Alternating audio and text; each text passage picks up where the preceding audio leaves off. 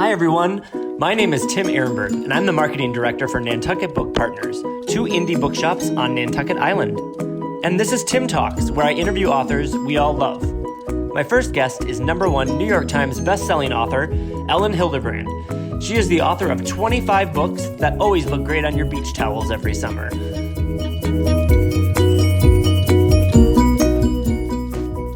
Her next book is 28 Summers, which is out June 16th, and you can pre-order an autographed copy at nantucketbookpartners.com. Hi, Ellen. Hello. How are you? Good. I'm good. I'm live from St. John. I'm trying to get a good, see if you can, there we go. Oh, good background. Beautiful. So if you've ever been to an Ellen event, what you do is she says what she's wearing, and then you match her. So she let me know that she was wearing cotton candy pink. So I made sure to wear some cotton candy pink and pour me some rosé. And what are you drinking, Ellen? I have rum punch that I made myself. Cheers. So you are on, you are on St. John. You're finishing up Troubles in Paradise, the third in the Paradise trilogy. How's it going? Yes. Well, I have to say, quarantine has been very good to me because there have been very few disruptions. And last Monday, they closed all the beaches and all the trails here on St. John, which honestly shocked me. There are no cases of coronavirus on St. John, and I wasn't sure why they decided to do that. But the local population is not, by culture, a distancing population. So they really had to keep people over the Easter holidays from gathering at the beaches. And so they closed the beaches. And this actually, I was so upset, but it actually gives me more time during my day. I have a pool here at the villa, and I've just been writing away. I have 1.5 more scenes to go before I finish the trilogy, the Paradise trilogy, and finish my winter books forever. How about that? I mean, that's an accomplishment right there. Is this virus influencing your storyline at all, or not really? Not this one. Well, I mean, I don't want to give too much away because I'm at the end. Something big happens at the end in sort of a disaster type scenario. And because we're in basically a state of emergency across the country, across the globe, it is a little bit helpful to put myself in sort of an urgent mindset. So I've got that. Are you finding it difficult? But there's no coronavirus in this. Okay. Are you finding it difficult to write at all or be creative? Nope. Well, I'm very, you know me, I'm very disciplined. I stick to my routine. My stockbroker said, we're not selling, we're not buying, we are staying the course. And these words have been helpful more than just financially. Like I've just been like doing what I normally do. I did extend for 2 weeks down here because I didn't feel like traveling this week was a good idea. So I'm going to be here for 2 more weeks, which will give me plenty of time to finish the book and get it to my publisher. Okay, so let's chat the new book coming out June 16th, 28 Summers. It's my favorite spring tradition to break into your house and steal one because then I get to read it early. And I will say it is definitely probably my favorite book of yours, for sure. My favorite is my favorite. This was a beast of a plot line to juggle, though, because, well, first let's tell people what it's about. Okay, so it's based on the movie Same Time Next Year, and it's about a couple who meet in Nantucket in 1993 and then proceed to meet every Labor Day weekend for the next 27 summers. And it's a man and a woman, and the man ends up getting married to a woman who is running for president. So she's in politics. She's a representative, she's a senator, and then at the end of the book, she's running for president. So it makes it very timely with the election. But it was in the movie Same Time Next Year, the storyline, it's a play. So the storyline is very simplistic and you don't get a lot of their backstories or the plot line is sort of based on like how things change in the country over the time that they're together. And I did use a little bit of that in this novel, but I went into their histories. I gave them multiple, love interests and jobs and parents and all these things going on in their lives, and those all play into the plot. So it's a much, much, much bigger book than just sort of the plot trick of that movie. Yeah. I mean, because it was all a great idea to do that, but then you're like, wait, they all, their lives are much more than just that weekend in the summer that they meet. Like, they have 360 other days of the year that you had to deal with, and that was so interesting. My favorite part, though, has to be, so every chapter heading has like what's going on in the world in that year, and from song lyrics to things on the news to popular pop culture, and it set the scene so perfectly for each scene in summer, because it really was like a trip down memory lane. Would you be able to like read one, maybe like the first summer? So it starts in 1993. Okay, so I'll read the very beginning. So every chapter starts this way. What are we talking about in 1993? Waco, Texas, the World Trade Center bombing, Arthur Ashe, REM, Lorena Bobbitt, Robert Redford, Woody Harrelson, and Demi Moore, NAFTA, River Phoenix, the EU, Got Milk, Nordic Track, Rabin and Arafat, Monica Seles, Sleepless in Seattle, the World Wide Web, the Buffalo Bills losing the Super Bowl for the third straight time, Jerry, Elaine, George, and Kramer, Whitney Houston singing I Will Always Love You. So those are the things that were happening in 1993. And for each year, I started at Wikipedia. I'm not going to lie. Because Wikipedia has this great thing of like what was happening in 1993. So that's where I started. And then that got my memory going. And then I would look at music, and I looked at food trends, and I looked at movies, TV shows. I mean, the TV shows were the funniest, because in a lot of those TV shows, most of them, you can just put the characters' first names and you immediately know, it's Monica, Chandler, Rachel, Ross, Phoebe, and Joey. And you're like, oh my God, That was my favorite artistic thing you did, because instead of just saying Friends or Seinfeld, it really made you think about every single character, made you go back to when you were watching that show. And it just really sets everything up.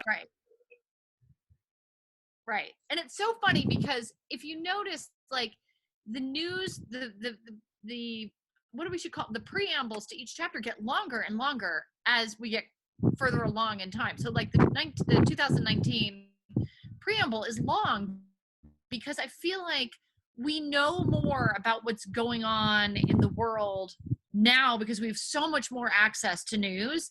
And I really did find, like, in 1993, 1994, like, just either we didn't know it or there just wasn't that much stuff happening, but it got more. There were more and more things that people were talking about as the development of social media and the online. It was very interesting to me, honestly. My second favorite part, though, is it's kind of a flashback through all 24 other of your books. I felt like characters from most of them kind of pop up. Yeah. Now, did that happen organically, or did you plan that out? And were you all of a sudden like, whoa? I mean, the nice thing, I guess, is that this is my 25th book, so I have created a world on Nantucket, and it lives in my head. And I very grandiosely once compared it to Faulkner's, Yanamanapata County or whatever it is down in Mississippi, because that's a whole world and that he created. And my Nantucket, when I was in the 1997 chapter and Mallory was going to go out for dinner, I'm like, I'm going to have her go to the Blue Bistro, because this is my world and the Blue Bistro exists. And so she goes, and it has an entire scene at a fictional restaurant that I created. And so that was really fun. And then later in the book, she goes to the Winter Street Inn for the Christmas party, which is mentioned in my numerous times in my Winter Street trilogy. So it was really fun to be able to draw on things that I created myself and bring them back. Now, if you're a reader who hasn't read those books, it's totally fine. But if you have read them, then it's like a little special piece of candy that I'm giving you. I mean, sometimes there's even just a sentence like yeah. that I'm like, oh, that is totally for that book. And that, yeah. I loved it. Like there's no such, at one point she says there's no such thing as the perfect couple. Exactly. And I'm like, all right, it's very that funny. That is exactly the one I was talking about, because I was like, I know exactly what she's talking about. Yeah. So before this book, you always said the Blue Bistro was your favorite, which I would say I completely agree. And now you kind of say this one is your favorite. What sets these two apart? Yeah. Well, honestly, like if you look at them side by side, so the thing that I love about the Blue Bistro is it has one of the greatest all-time love triangles, which is the owner of the restaurant, his longtime best friend and chef Fiona Kemp, who's very sick, and then his new girlfriend. That love triangle moves that book along, and you are just sort of. And in this novel as well, there is quite the love triangle. Yeah. Seriously. I mean, it's Mallory and Jake who meet every year, and then Jake, longtime girlfriend and then wife, Ursula de Guernsey. And that is the motor that runs the book. If Jake didn't have a wife or a girlfriend, the book would not be interesting. Yeah. It just wouldn't be interesting. So I really think that's the thing that moves it along. I have the greatest fans in all of publishing, and I'm not really sure why that is, but it's very, very well known that Elin Hilderbrand fans are the most devoted and the most loving, and we have the best relationship. And I say that with all immodesty. I think the reason is because they trust me. I've delivered a lot of books, and for the last, I think, 6 years, I've delivered 2 books a year, and I really try not to phone it in. I try and give everybody the best product that I possibly can. And I always say my job is so hard because I'm giving people exactly the same thing completely differently. Okay, so my favorite part of all your books, and I tell this to everyone, is that Nantucket's pretty intimate and special to the people that live here. And I am so involved in your books because when a character goes to the hub, or they go into the bookstore, or they go to Great Point, I'm just right there because I do that. And so that is the number one thing that I get out of your books. What is your perfect Nantucket day so that someone that hasn't been here would know what they should do according to Elin Hilderbrand? Okay, so first of all, I always get up and I do my jogging, which is my very slow jogging. And Nantucket has, I don't know how many miles of bike path, and a lot of it goes to the beach. So I would run out to Cisco Beach and back to my house. And of course, I go to my bar class. So assuming that you're not an actual exercise freak like myself, but I do love to go to my bar class. And then I love to go downtown to get coffee and breakfast. I like the Lemon Press. Go to the bookstore to sign books for my fans, just sort of sneak in, say hi to everybody, sign a couple books, and then I'll go home and I'll pack a lunch and go to the beach. And my favorite beach is Ram Pasture. It's impossible to find. That is by design. It's never ever crowded. And I take a book and I take my work. I write on legal pads and I sit and I swim and I take a nap and I read and I work. And if I can sit there for 5 or 6 hours and get 3 hours worth of composing done, that's a good work day. And then my day would go one of 2 ways. Either I would stop at Bartlett Farm and get corn and tomatoes. I would go to the 167 Raw and get fish for dinner, fill it up, have that for dinner. Or I would go out on the town, as I have been known to do. I love Nantucket at night in the summer. I love Crew. I love the boarding house. Where else do I love? I love Proprietors. I love Sandbar. I love the Pearl. I'd love to sing at the club car. I'd love to go to the chicken box. So I would go everywhere. I would do it all.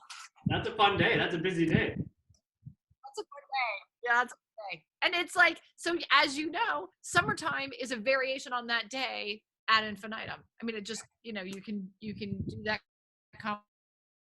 And I have a bike. I like to ride to the beach. I have a Jeep. It's as summary as like your fantasy, like your best summer fantasy. That is what my life is in the summer. Okay, so what's your perfect St. John day? Because the Paradise Trilogy is all in St. John, and it's your kind of first foray into a different location. So what's your perfect St. John day? It's actually not that dissimilar. So I do a little jog. Now you can maybe see it's very hilly here in St. John. So my jogging it's a very, very steep hill. So I do that first thing. I come home, put on my bathing suit, go to the beach, any one of the North Shore beaches, which are all like white sand, turquoise water, backed by palm trees. Perfect beaches. I work, I either get lunch in town at a place called Salmon Jack's, which I love as a deli, or I make lunch at home, take it with me. I leave the beach around 4, come home, take a shower, and either grill out. Most of the time in St. John, quite honestly, I go out to dinner because part of my relaxing and work here is that I just go out all the time. It's easier. And there are so many great restaurants, just like there are in Nantucket, and they're all downtown, and it is so fun. And then to go to the beach bar and hear a band, it's awesome. Okay, so what would author Ellen of 28 Summers tell the author Ellen of the Beach Club? I would say, this is what I would tell her. You're only going to get better. Keep going. And the reason why writers get better is that they grow up, honestly. And when I wrote the Beach Club, I wrote about things that I had absolutely no business writing about. I didn't know. I wrote about a couple that loses a child. I wasn't a mother. I had no idea what it was like to have a child. And I feel like if I were to go back at club as a 50-year-old woman, it would be so different. And I really do think it would be so much better. So I guess I would tell myself, keep going. You're going to get better. Your material is going to get deeper and wider and more interesting and more seasoned and more textured, and keep your chin up. What about the reverse? What would Beach Club Ellen tell 28 Summers Ellen?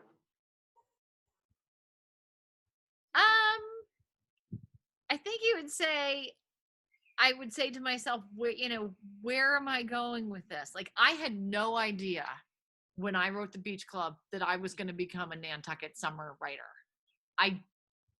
Back then, Tim, you're too young to know this. Summer books didn't really exist. Yeah. The beach read didn't really exist in 2000. Claire Cook was doing it. Mary Kay Andrews and Dottie Frank, I think her first book came out the same year as mine did, but it wasn't really a thing like it is now. I was very much on the forefront. I didn't anticipate turning Nantucket into my career, my life. It just sort of happened because that was the material I had at my disposal. Yeah. So it all sort of happened. And I can remember right after the Beach Club came out, I went to dinner at the Pearl. The Pearl had just opened in the year 2000. And Angela came out to the dining room and she said, "We've all read the Beach Club. We loved it. And we decided you could never write a novel about a restaurant because it would be too scandalous." Well, no sooner were those words out of her mouth. And I'm like, okay, obviously the next thing I'm doing is starting to think about my restaurant book. And then it was a couple books later, but I wrote The Blue Bistro.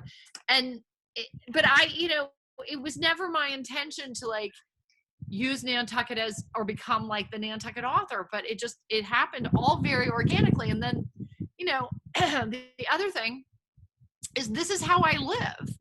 The way my characters live is how I live. So it's all sort of coming from experience without having the actual plot lines come from my life. if that makes sense to you. Yeah. Because you live it right alongside me. You know, the things that we do are things that happen in books. Yeah. I mean, it's very real. It's very, like, it's dead on. It's exactly like, I'm like, I do that. It's exactly how I feel, and it's exactly what I get excited about. And all those things. So on a very serious note, we are 6 years from your cancer diagnosis and your double mastectomy. Yes. I cannot believe that it's been that long. I feel like Yes, sir. just yesterday, really. Are there things right now that you reflect on that? And do you have some words of wisdom for all the people out there right now that are dealing with something similar? Well, I mean, I think the most amazing thing is how profoundly it's in my rearview mirror. So I'm fine, and I've been fine for a long time. And I think when I first got the diagnosis, I thought it was a forever thing. And there's a teensy part of me, because it can always come back. So there's a teensy part of me that's like, maybe it is a forever thing, and you always sort of have the anxiety. But on a daily basis, I don't think about being a person who has cancer or who had cancer. And so I guess I would say to my patients out there that hang in there, and it's going to be fine. And it is not a permanent state of affairs for most people this day and age. I would also say take your antibiotics, because in the end, the thing that almost killed me was an infection, and get really good doctors. I live in Massachusetts. I went to Mass General. Very difficult to find a better hospital than that. And I just put my trust in my caregivers, and I mean, which is great advice for present day. You put your trust in your caregivers, and try and let the rest take care of itself. Yeah. So what I love most about you as a person and as a friend is I feel like you're a pretty open book, and pardon the pun, but I think you are. Is there something that you feel like your fans don't know about you? So one thing that I'm pretty sure nobody knows about me is I have never, ever dyed or colored my hair. So this blonde is my natural color. Wow. And the way you know that is nobody has gone to the salon in 5 weeks. And as you can see, I'm even blonder than I was when I left, because I've been going in the salt water. Yeah. Yes, very proud, because only 12% of the population is natural blonde. And I think for 50-year-old, I know. Well, that's why I'm telling you. So I have my own hair color. I have ever touched it. Very important. And the other thing I think that I feel like Diane Sawyer, like it's an exclusive with Elin Hilderbrand. I got the goods. Yeah. You got the goods. Absolutely right.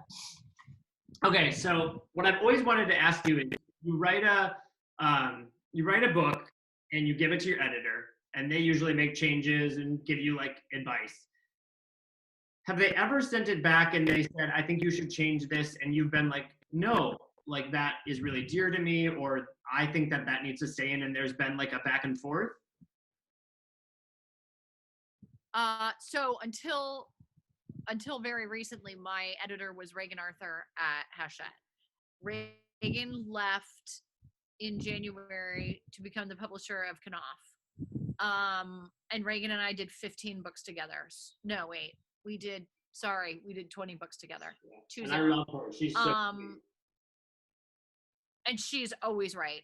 And one of the trademarks and one of the reasons that I have such a good relationship with my fans is because Reagan was such a good editor.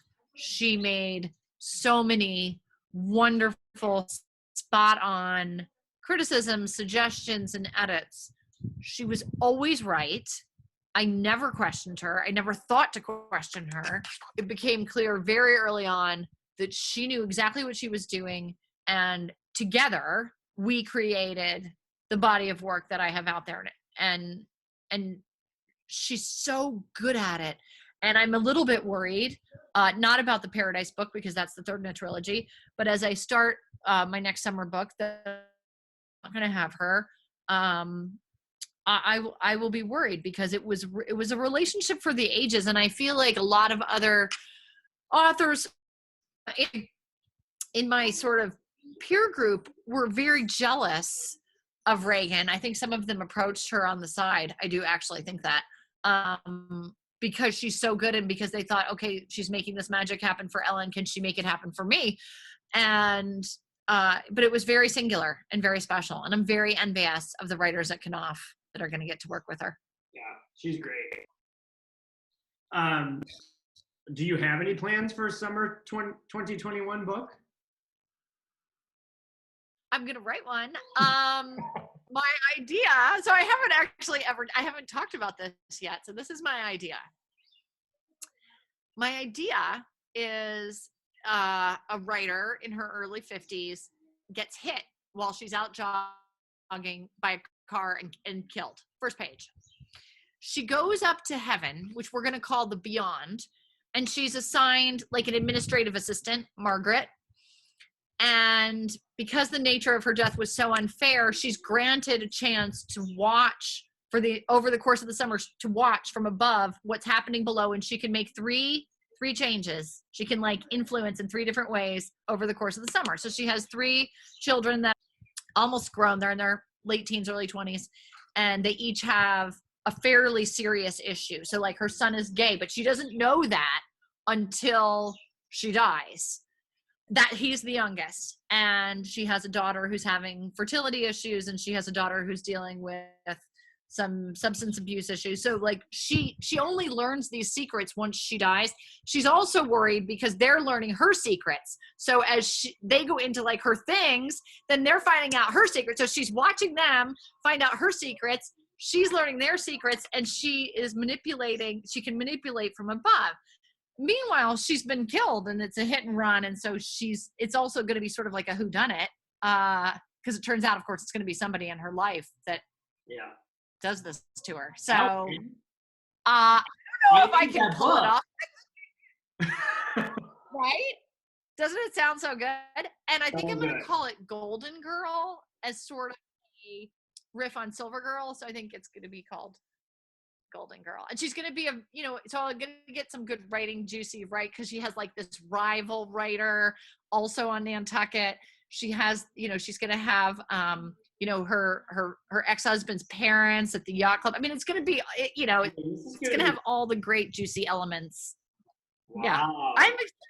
I'm excited to write it. It's kind of a riff on the omniscient narrator. Yeah. Because I love omniscient narrators, so you don't see them anymore. And I thought, what if my main character was like, and I'm like seeing everything and can see into everybody's head and how, anyway, let's hope I can pull it off. We'll see. Oh my gosh, I'm very excited. Okay, let's do a speed round, because this is my favorite thing to do with authors. Are you ready? Okay. Favorite book as a kid? Nancy Drew. All of them. Favorite novel? Franny and Zoe, J.D. Salinger. Favorite true story? I think Three Women by Lisa Taddeo, which came out this past year. Loved it. Yeah. Favorite beach? Ram Pasture. Favorite literary quote? My favorite literary quote is from The World According to Garp. It's long. I wrote it down, but I would love to read it. We love it. If you are careful, Garp wrote, if you use good ingredients and you don't take any shortcuts, then you can usually cook something very good. Sometimes it's the only worthwhile product you can salvage from a day, what you make to eat. With writing, I find you can have all the ingredients, give plenty of time and care, and still get nothing. Also true of love. Cooking, therefore, can keep a person who tries hard sane. Love it. Favorite meal? Lobster roll, French fries, coleslaw. Favorite drink? Veuve Clicquot. Book that made you cry the hardest? I think it was a novel called Alice and Oliver by Charles Bach. Yes. I can't describe it. It brought me very. Did you read that? It's I so did good. read that. Cried. At your recommendation, I read it, and yeah, it was tough. That out. Book I've read multiple times. To Kill a Mockingbird. Is there a book you wish you had written? Yeah, I wish I had written 50 Shades of Grey. What are you reading right now? Right now, I am reading a novel called The Seed Collectors by Scarlett Thomas. So I do want to say this. On my Instagram, I recommend books all the time. Yes. And I do this because my dream is to someday become a book influencer. I love Reese Witherspoon and Oprah and Sarah Jessica Parker, but I do feel like the biggest book influencer in the country should be a writer, and I would like that person 10 years from now to be me. The Seed Collectors, The Seed Collectors is very, very good. It's British. It's about a family of botanists. This bizarre thing happens. It's kind of a combination of like Fleabag meets Flowers in the Attic. I mean, it's so delicious though. I'm really, really enjoying it. On my Instagram, I recommended Scarlett's other book, which is called Oligarchy, which I also loved. So you can go to my Instagram and find lots of good book recommendations. And cooking, because the Cringe Cooking Show is turning into my favorite thing on social media right now. Exactly. And we will return to the Cringe Cooking Show when I get home, 2 weeks from now. Okay, my friend. Thank you so much. You know, the one thing I want to say is that to all the fans out there, Elin is not only an amazing writer, she is very giving to her friends, to this island, to her fans, and I just want to thank you so much because you are always a yes girl. You are always someone that will help the bookstores and help me, and I really appreciate that, and we love you. And we're telling everybody to buy your book from Mitchell's Nantucket Book Corner Book Partners because you can get a autograph copy. Yes, pre-order an autograph copy from NantucketBookPartners.com, and we put Elin in the basement, and it's always a fun time. Yep. Always. And we'll ship it out like close to publication date. I mean, it'll get to them at publication date. June 16th. Has there been any changes with your tour or anything? No, they're keeping it. We're deciding about the tour on May 20th. We decided to be patient, wait and see where things are May 20th.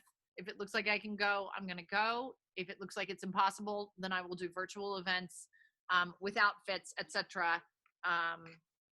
And we'll just make it work. But I do hope, we'll see, that I'm going to be able to go. Yeah, I hope so. So I know some of the thousands and thousands of fans. Yes. Perfect. You're my favorite. I love you. Thank you. Love you. I'll see you soon. Thanks for tuning into my talk with Elin Hilderbrand. We had a lot of exclusives tonight. We found out something that people don't know about her, and we also found out everything about the 2021 book. Tune in next time. I have Nathaniel Philbrick, National Book Award-winning author of In the Heart of the Sea, and I also have on deck Jodi Picoult and Louise Penny. I'll talk to you soon. Bye.